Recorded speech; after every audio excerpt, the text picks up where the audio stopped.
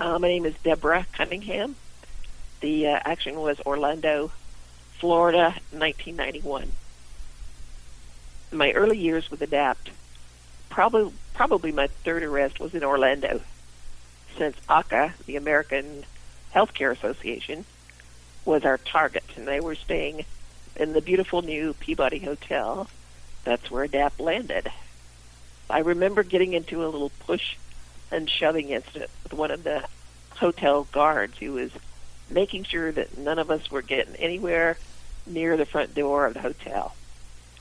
The pushing and shoving was definitely not a principle of passive resistance, and I felt guilty about it, even though I actually enjoyed the confrontation. I remember a judge who appeared on a video monitor who sentenced us to 5 days in jail.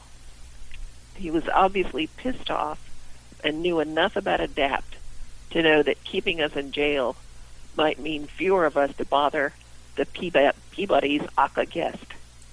That same judge later reduced our sentence to 3 days, which everyone believed was influenced by the number and the significance of the people with disabilities that were the arrestees.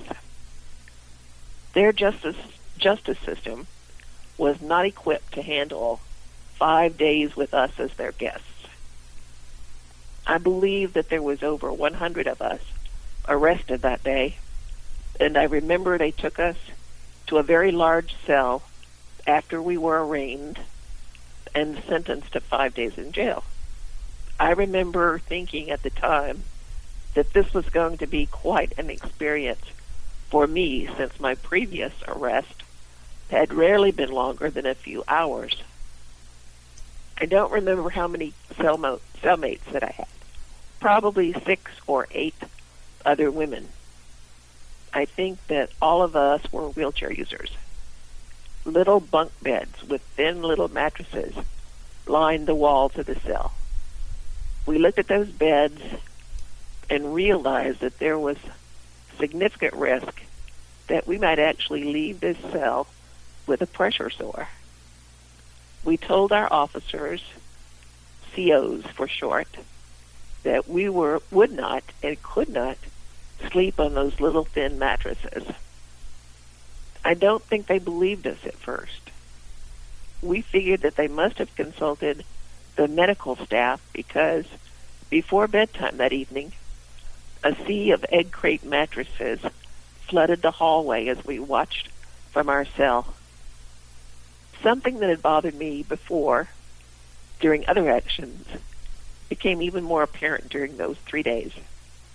The tendency that we have to demonize officers that are obligated to arrest us, and in this case, to provide our personal assistance. Some of my cellmates gave the officers a pretty bad time of it.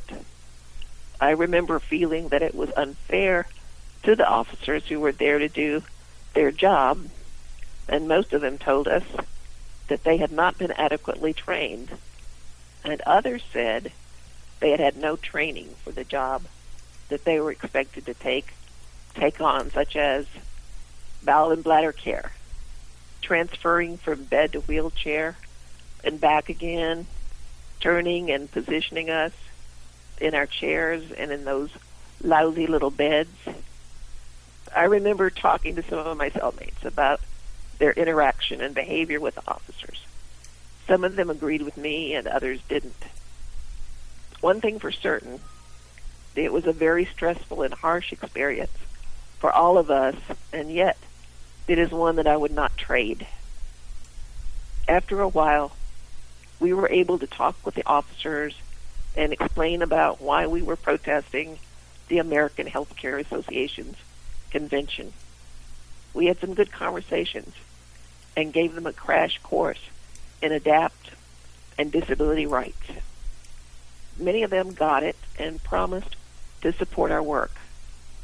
I know that we all learned a lot about ourselves from that experience, and I am certain that the officers learned and experienced life-changing insights into our world.